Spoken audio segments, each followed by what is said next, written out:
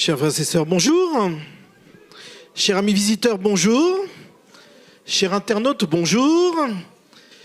Je vous salue tous fraternellement au nom de Jésus-Christ. C'est une joie de vous voir dans cette enceinte, de voir que beaucoup ont bravé les intempéries pour pouvoir être là en ce matin. C'est vrai qu'il fait froid à l'extérieur, mais je sais qu'il fait chaud dans vos cœurs. Donc c'est une joie d'être ensemble pour clôturer cette semaine de prière. Parce que nous avons voulu mettre le focus sur, justement, le retour en gloire de notre Seigneur Jésus-Christ. Pendant toute cette semaine, nous avons voulu encore et encore affirmer et réaffirmer notre espérance. Nous sommes convaincus que Jésus-Christ revient bientôt. Amen. Alors vous savez, c'est une semaine de prière, mais hélas, nous ne passons pas assez de temps à prier. Et ce matin, j'aimerais vous donner l'occasion de vous tourner vers votre voisin, de droite ou de gauche, de vous mettre debout, mais surtout, je voudrais que vous fassiez quelque chose. On va prendre un temps de prière 2 à 2. Mais je n'aimerais pas que vous priez avec votre mari, si c'est votre mari qui est à côté de vous, votre épouse, mais que vous vous tourniez vers quelqu'un que vous ne connaissez pas dans cette assemblée. Parce qu'il y a une triste réalité. Beaucoup de personnes rentrent dans ce lieu et ressortent sans qu'ils sont comme tels qu'ils sont venus, sans que personne ne puisse leur adresser la parole. Alors si je pouvais, j'aurais fait des big hugs à chacun individuellement ce matin, mais je ne peux pas. Alors vous allez être mon relais auprès des uns et des autres. Je demande juste une seule chose. Vous voyez votre partenaire de prière, vous lui demandez juste son prénom, pas plus, et vous priez pour lui. On se comprend ? Pas besoin de rentrer dans les détails, juste son prénom. Vous priez pour la personne que Dieu vous a mis, donc qui a mis à côté de vous. Derrière, devant, à côté, mais quelqu'un que vous ne connaissez pas. Faites-le. Mettez-vous debout. Mettez-vous debout. Et priez avec cette personne. Choisissez quelqu'un. N'ayez pas peur. Allez vers quelqu'un que vous sentez qui a besoin, justement. Vous échangez juste votre prénom et vous priez avec elle. Et vous lui dites que je suis content de te voir en ce matin. Priez pour elle.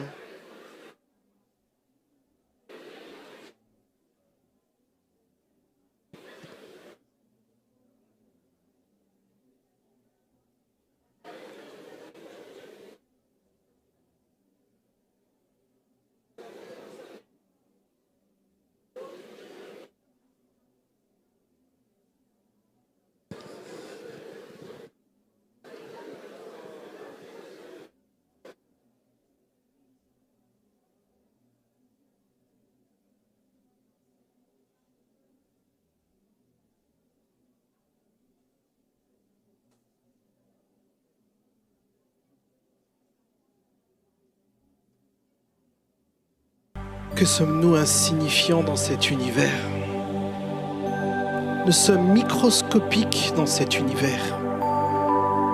Et pourtant, la Bible me dit que les cieux, au pluriel, racontent la gloire de l'Éternel. Et l'étendue manifeste l'œuvre de ses mains. Dieu a créé des mondes, des galaxies. Vous connaissez le nom de notre galaxie ? La Voie lactée.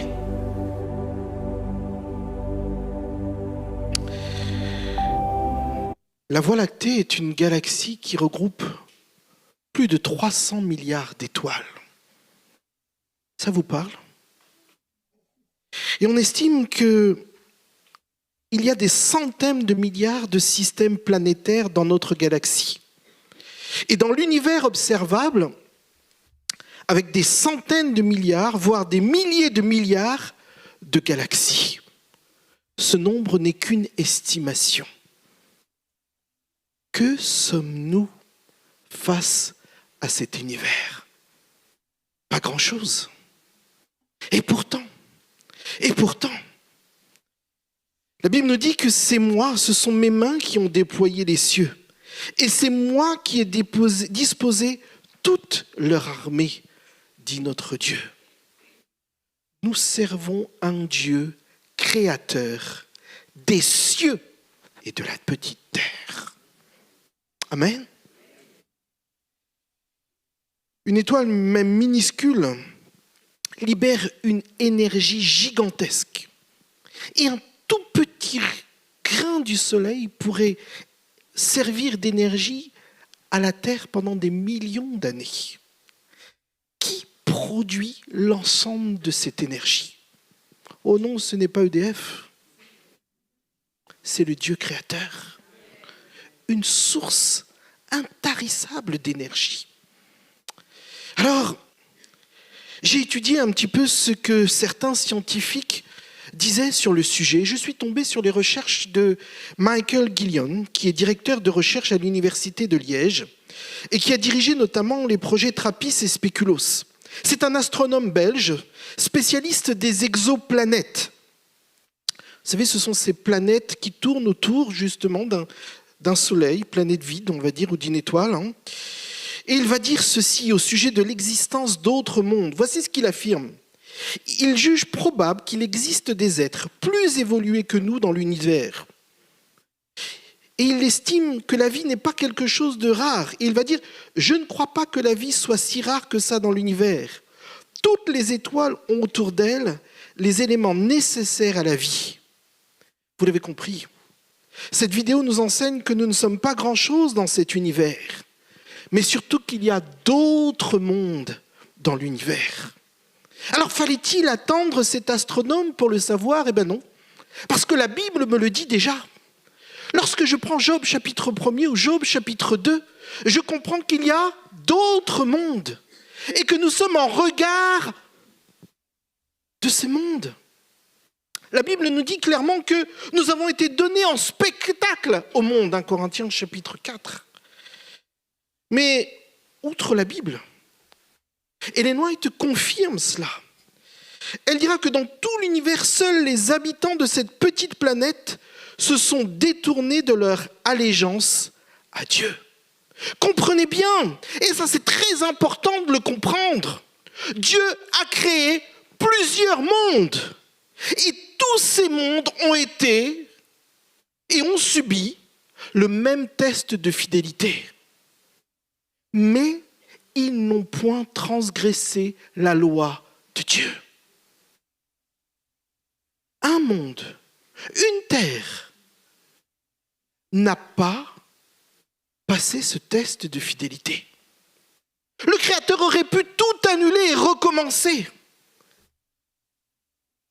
Mais son Fils bien-aimé a jugé bon de donner une autre chance à l'humanité. Et ça, pour bien le comprendre, il faut comprendre qu'il y a plein d'autres terres. Et que nous ne sommes pas les seuls à avoir subi ce test. Et la Bible nous dit justement que le conflit avait déjà commencé au ciel. Et lorsque la création a eu lieu, parce que Dieu n'a pas renoncé donc à la création pour autant, l'ennemi de nos âmes est descendu sur cette terre parce que toutes les autres n'ont pas cédé.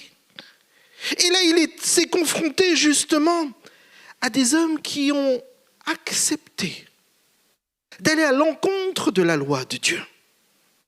Et là, il faut bien comprendre une chose, et c'est ça l'évangile, mes amis, c'est que notre Seigneur Jésus-Christ a laissé toute sa gloire, parce que les autres mondes l'adorent. Il a laissé toute sa gloire pour venir sur cette petite terre pour toi et pour moi. Amen. En regardant cela et en contemplant cela, je me dis, mais ça doit être extraordinaire. Alors je me suis tourné dans les écrits d'Ellen White et je me suis rappelé de citations que j'avais déjà lues, d'extraits. Et je voudrais partager avec vous cet extrait de Premiers écrits d'Ellen White, où elle dit ceci: « Le Seigneur m'a donné une vision des autres mondes. Des ailes me furent données, et un ange me conduisit dans un lieu brillant et glorieux. L'herbe était d'un vert vif, et les oiseaux gazouillaient un doux chant. Les habitants étaient de toutes les tailles, nobles, majestueux, beaux. Ils portaient l'empreinte de Jésus, et leur visage exprimait par une sainte joie la liberté et le bonheur qui régnaient dans ce lieu. Je demandais à l'un d'entre eux pourquoi ils étaient tellement plus beaux que ceux qui étaient sur la terre. Désolé Roland. Il me répondit, parce que nous avons suivi strictement les commandements de Dieu. Nous n'avons pas connu la désobéissance comme les habitants de la terre. Puis je vis 2 arbres. L'un ressemblait à l'arbre de vie qui était dans la cité. Le fruit des 2 semblait beau, mais l'un des habitants ne voulait pas manger des 2, l'un leur étant interdit.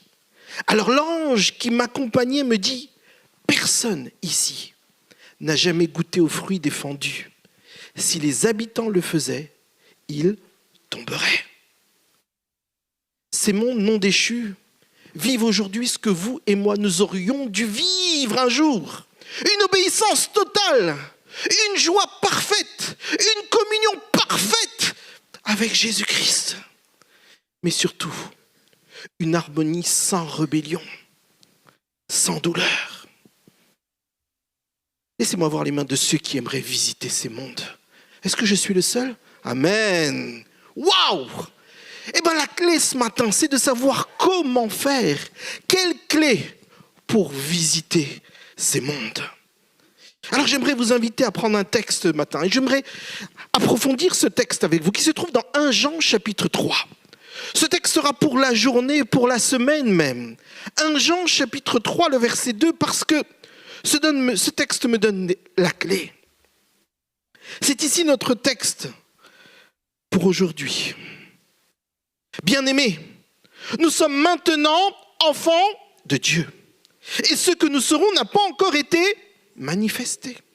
Mais nous savons que lorsque cela sera manifesté, nous serons semblables à lui parce que nous le verrons tel qu'il est. Je vous invite à garder les yeux sur ce texte parce que nous allons étudier ce texte ensemble.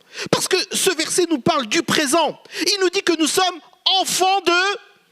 Il nous parle du mystère. C'est-à-dire que ce que nous ne serons pas n'a pas encore été manifesté. Mais surtout, il nous parle du futur glorieux. Nous serons semblables à lui.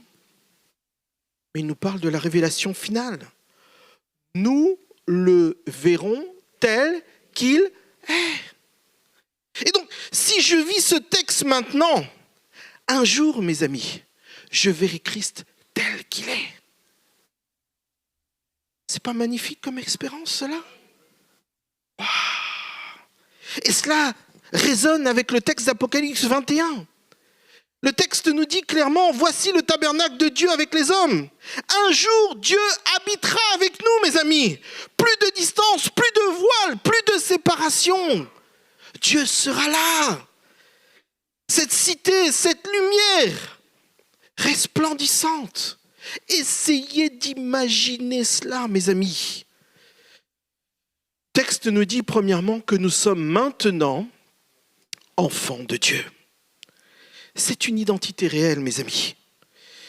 Jean commence par un mot plein de tendresse. Bien-aimé. Dieu t'aime. Il te chérit. Et là, c'est une certitude. C'est même ton identité qui est claire. Tu es enfant de Dieu. C'est pas tu vas le devenir, hein. Tu es. À partir du moment où tu as accepté Jésus dans ton cœur, tu es enfant de Dieu. Jean chapitre 1er. Jean chapitre 1er.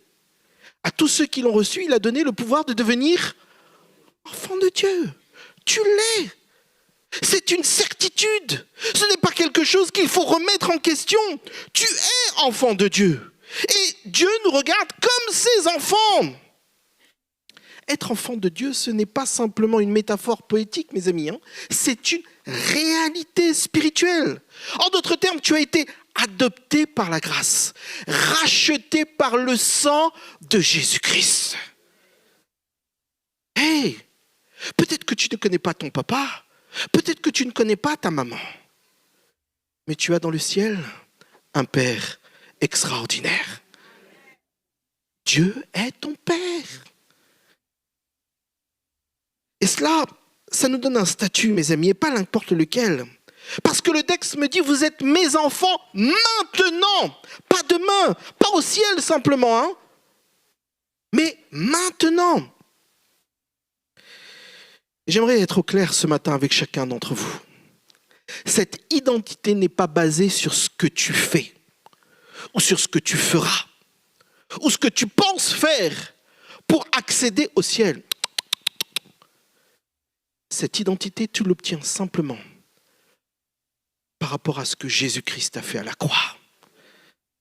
Et ça, c'est toute la différence. Rappelle-toi de ce que l'on disait hier. L'ancienne alliance voulait te dire clairement, à travers le texte de Romains et de Galates, nous voyons bien cela.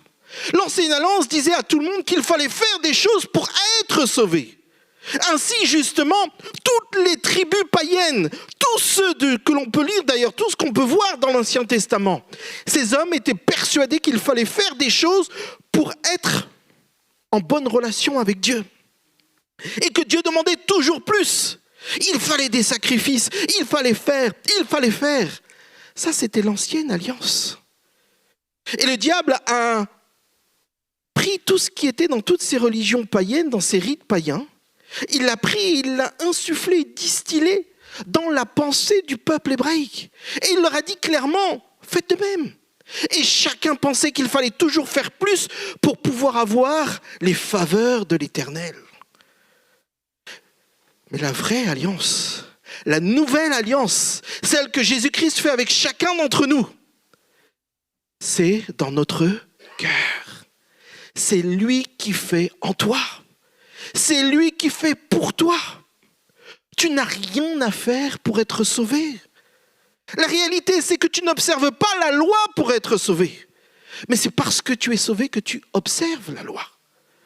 Vous voyez toute la différence ? Ne tombons pas dans ces travers qui consistent à faire, parce que plus tu vas tomber dans un travers pour faire, plus tu seras déçu. Parce que lorsque j'essaye de faire par moi-même, je vois que je suis limité. Alors ce matin, j'aimerais que ce soit concret pour toi. Jésus-Christ à travers toi et Jésus-Christ en toi, c'est la victoire assurée. Ça, c'est une réalité. Et pourquoi ? Parce que tu es enfant de Dieu. Le texte me dit, ce que nous serons n'a pas encore été manifesté. Ça, c'est un appel à l'espérance, mes amis. Même si nous sommes enfants de Dieu, j'en reconnais que nous ne voyons pas encore tout. Et la réalité, c'est qu'il est en train de dire que c'est une réalité. Parce que même si je me considère comme enfant de Dieu, je ne suis toujours en train de lutter, de quereller, de lutter avec moi-même. Je lutte contre mes faiblesses, je lutte contre mes maladies, je lutte contre toutes mes tentations, contre mes émotions et même contre mes limites. Amen.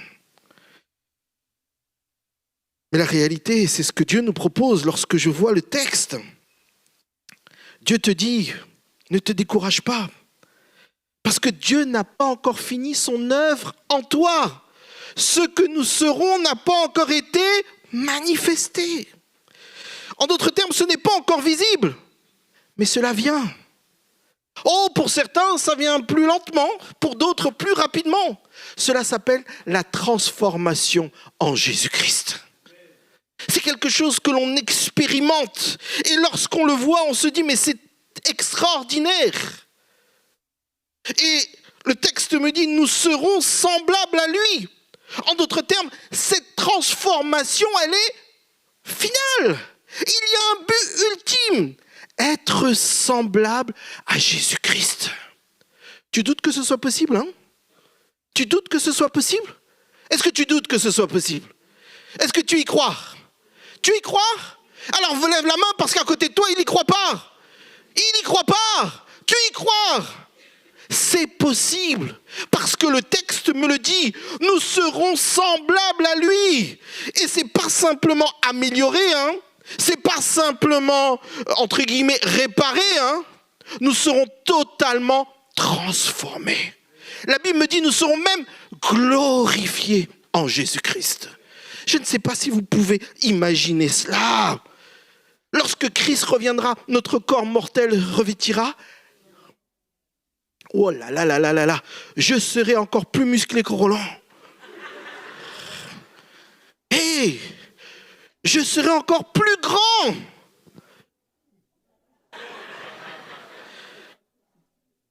mais surtout, je serai encore plus beau. C'est ça la réalité. Je sais que vous ne pouvez pas l'imaginer, c'est pas grave, je le fais moi-même. Mais la réalité est là. C'est que Dieu me donne cette possibilité de me projeter et de voir clairement que je peux être comme Jésus après la résurrection. Mes amis, c'était extraordinaire. Plus de fatigue, plus de maladie, plus de peur, plus de péché, plus de larmes. Est-ce que vous arrivez à vous projeter ? Le texte me dit parce que nous le verrons tel qu'il est. En d'autres termes, la vision du Christ transforme tout. Transforme tout. Te transforme, me transforme. Et ça, c'est quelque chose qui a du mal à percuter. Parce que la raison de cette transformation, elle est grandiose. Si tu prends le texte, tu vois qu'il est en train de te dire que c'est là une réalité. Parce qu'il l'affirme. Et Jean est en train de dire, mais il sait de quoi il parle, hein, mes amis. Il est en train de dire qu'il verra Jésus face à face. Nous le verrons simplement, pas simplement entre guillemets à travers les Écritures, où on dit par la foi. Non, face to face. Je le dis en anglais pour ceux qui n'ont pas compris. Hein. Je sais que les jeunes sont très... Moïse n'a pas pu voir Dieu face à face. Quant à Isaïe, il a tremblé juste à l'idée de voir la face de Dieu. Et Jean, lui, qui était sur l'île de Patmos, il est tombé comme mort en voyant le Christ. Vous comprenez cela ? Tous ont eu peur. Mais le texte est en train de me dire qu'un jour, oui, un jour, nous le verrons tel qu'il est. Pas voilé, pas caché, pas atténué, hein, mais dans sa gloire. Sa beauté, son amour, sa lumière. Imaginez cela, mes amis.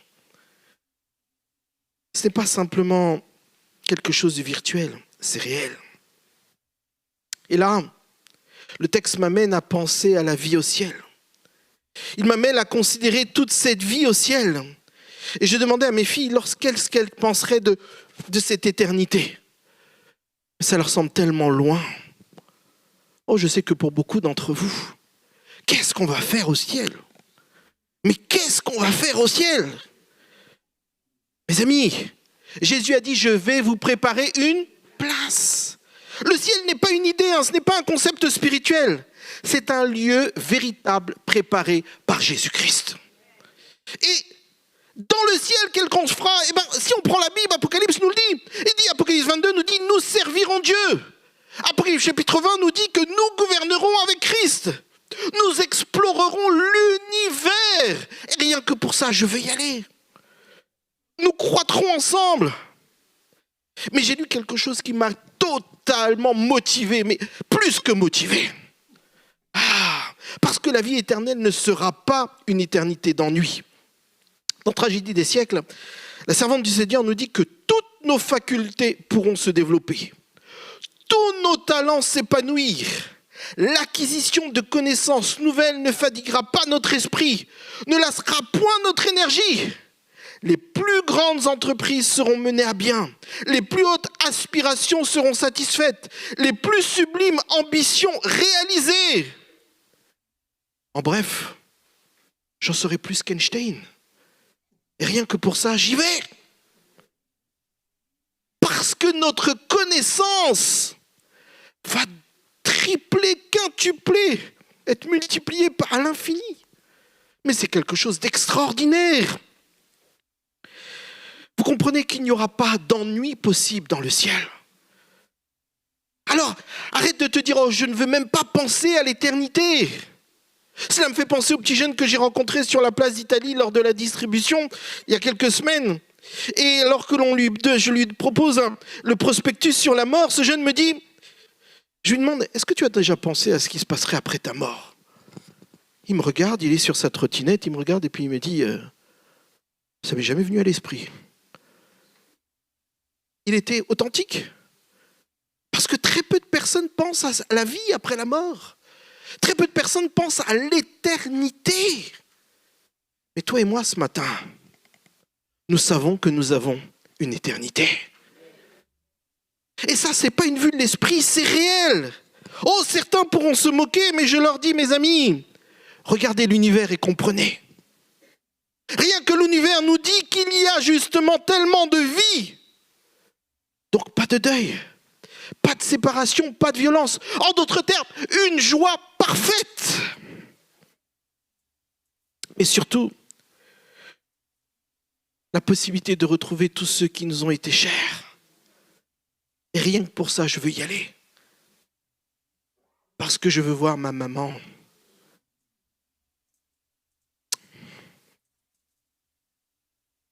Une communion parfaite avec Dieu. Voilà ce qui nous est proposé. Mais surtout, oh combien important, le texte d'Apocalypse 22 nous le dit, la guérison des nations. Est-ce que vous comprenez ce que cela veut dire?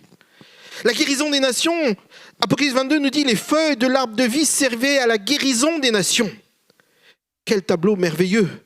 Chaque jour, un nouveau fruit pour guérir les nations. En d'autres termes, toutes les nations rachetées seront réconciliées.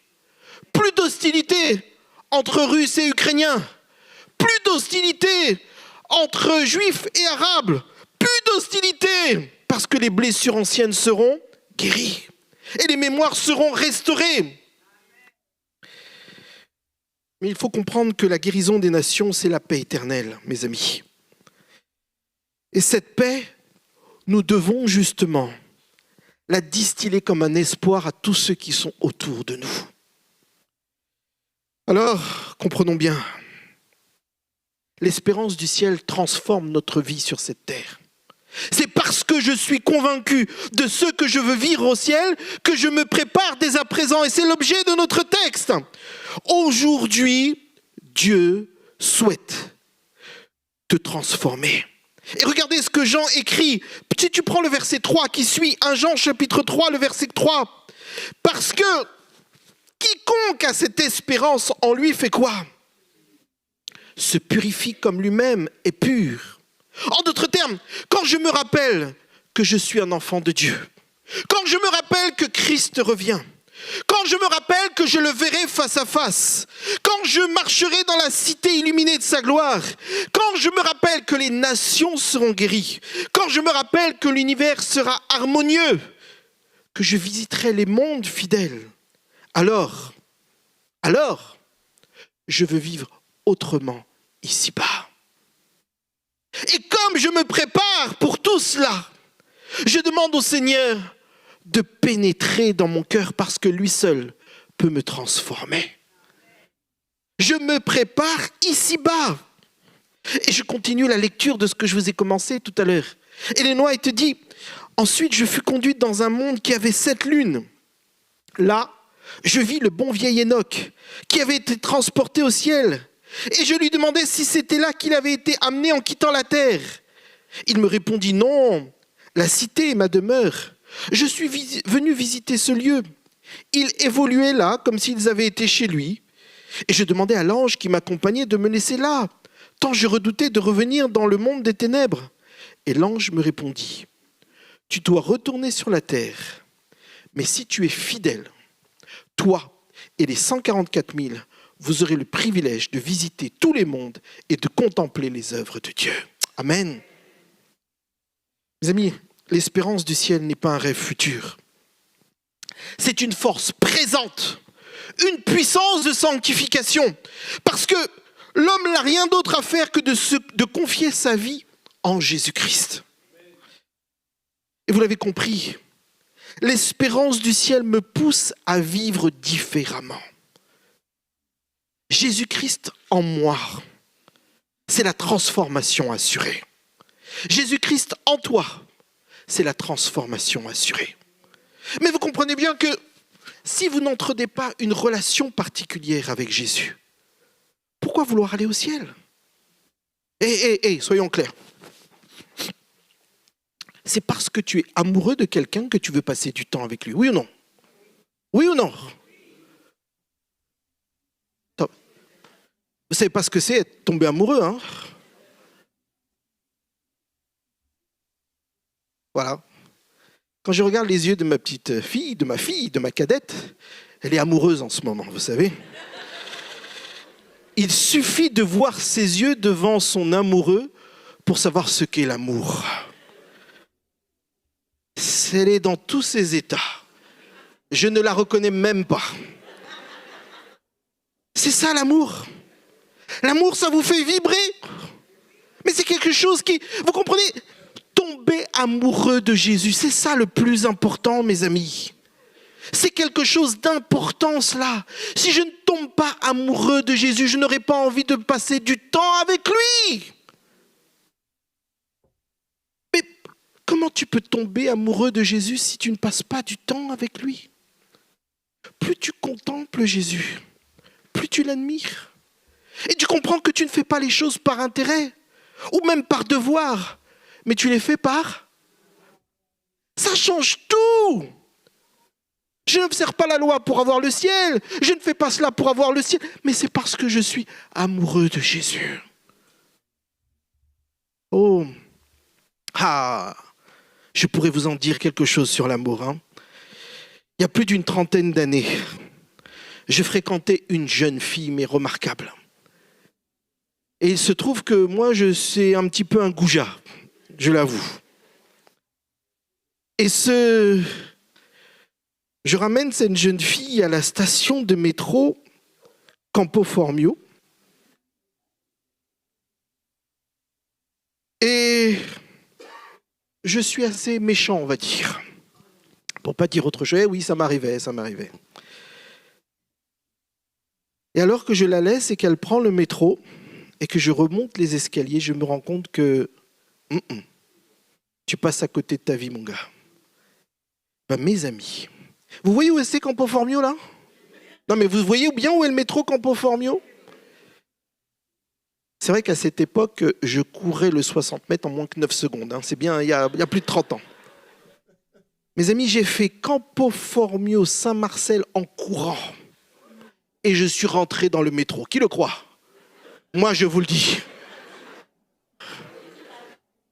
C'est lorsque l'on est motivé par l'amour.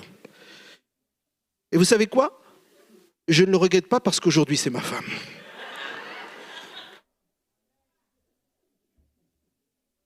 Lorsque l'on est amoureux, on fait des choses qu'on ne peut même pas soupçonner. À cette époque, même Usain Bolt n'existait pas, tu vois. C'est ça l'amour. L'amour te donne des ailes. L'amour te donne des capacités. Lorsque tu es amoureux de Jésus, tu es motivé par cet amour, mon ami.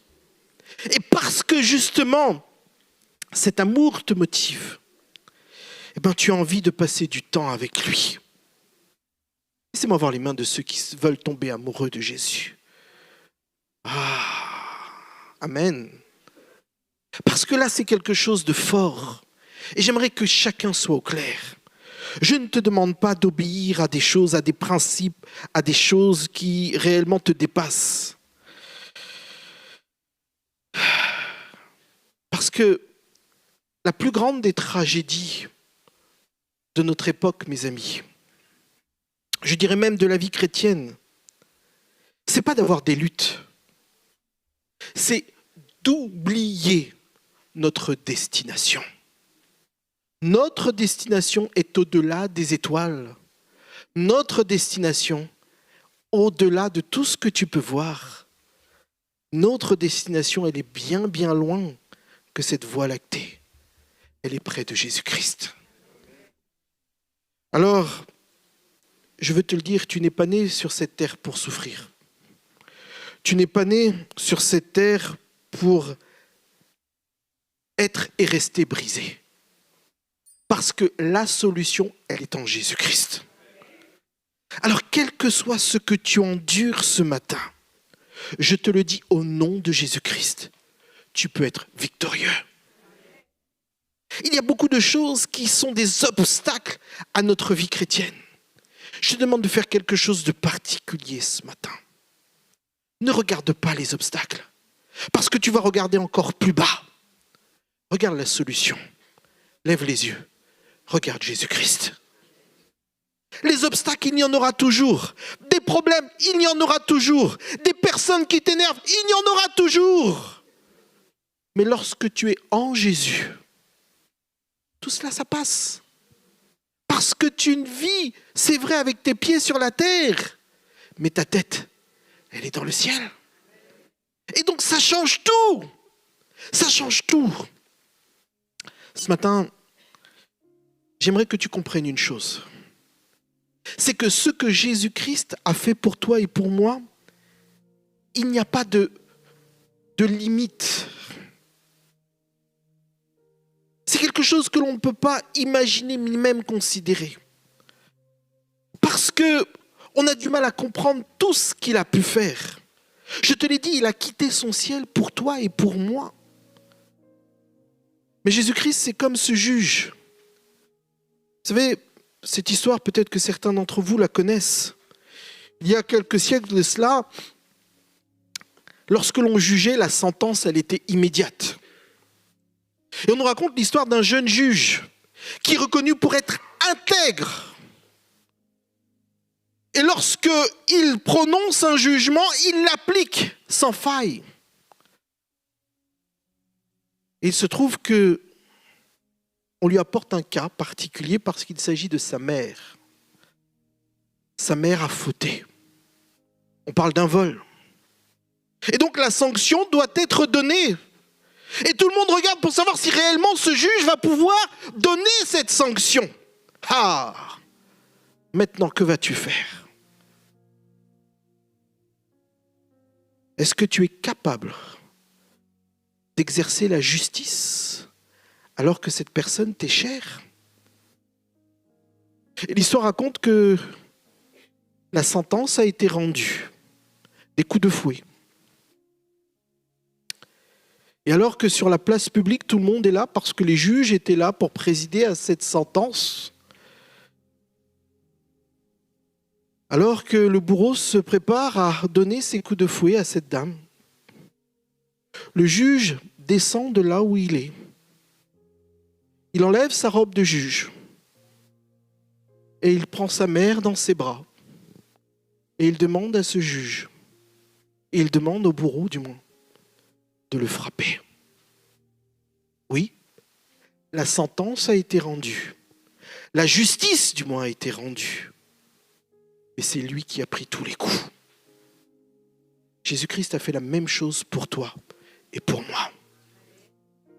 Satan disait que, et il était tout content de dire à l'univers entier, la loi de Dieu ne peut pas être observée. Et lorsque l'homme a péché, il était le premier à pouvoir dire à tout l'univers, regardez, cette loi, on ne peut pas la respecter, alors l'homme doit être condamné.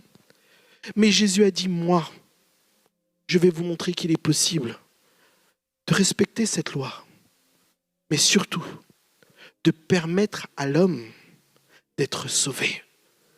La Bible me dit qu'il a été fait malédiction pour moi à la croix. Un innocent a été fait malédiction. Et ça, il faut bien comprendre cela. Justice a été rendue aux yeux de tout l'univers en Jésus-Christ. Alors comment je ne peux pas tomber amoureux de celui qui a pris ma place et qui a tout fait pour moi? Oh, ce matin, j'aimerais te dire que Jésus-Christ se propose de prendre tous les coups pour toi. Est-ce que tu es convaincu qu'il peut prendre les coups pour toi? Est-ce que tu es convaincu qu'il prend les coups pour toi? Oh, je vois certains qui ont encore du mal à comprendre que parce que leur vie est peut-être dure. Alors ce matin, j'aimerais te proposer quelque chose. De là où tu es. Tu vois réellement les obstacles devant toi. Tu vois ce que tu voudrais qu'ils soient anéantis au nom de Jésus-Christ. Alors je t'invite à te mettre debout si tu veux faire cette prière à Dieu, cette prière personnelle. Regarde ni à droite ni à gauche. Tu sais, Seigneur, et tu veux simplement lui dire, brise cela au nom de Jésus. Seigneur, je veux être victorieux sur telle ou telle chose. Mets-toi debout et nous prierons ensemble. Parce que je veux te dire que mon Sauveur fait des choses extraordinaires ce matin. Oh, fais-le si vraiment tu identifies ce que tu veux que Jésus-Christ puisse anéantir dans ta vie. Parce qu'il a le pouvoir de le faire. J'aimerais vous inviter les chantres à ce que nous puissions chanter ce chant-thème. Parce que lorsqu'on le chante, il y a de la force. Mais désolé, il y a quelque chose que je n'aime pas beaucoup dans le chant-thème. Tu permets? Je vais te le dire. Au lieu de dire dans le nom du Seigneur, j'aimerais que l'on puisse dire dans le nom de Jésus. Parce qu'il peut y avoir d'autres seigneurs, mais moi je sais que je sais l'un seul, Jésus-Christ. Alors lorsque l'on dit dans le nom, on dit dans le nom de... Amen.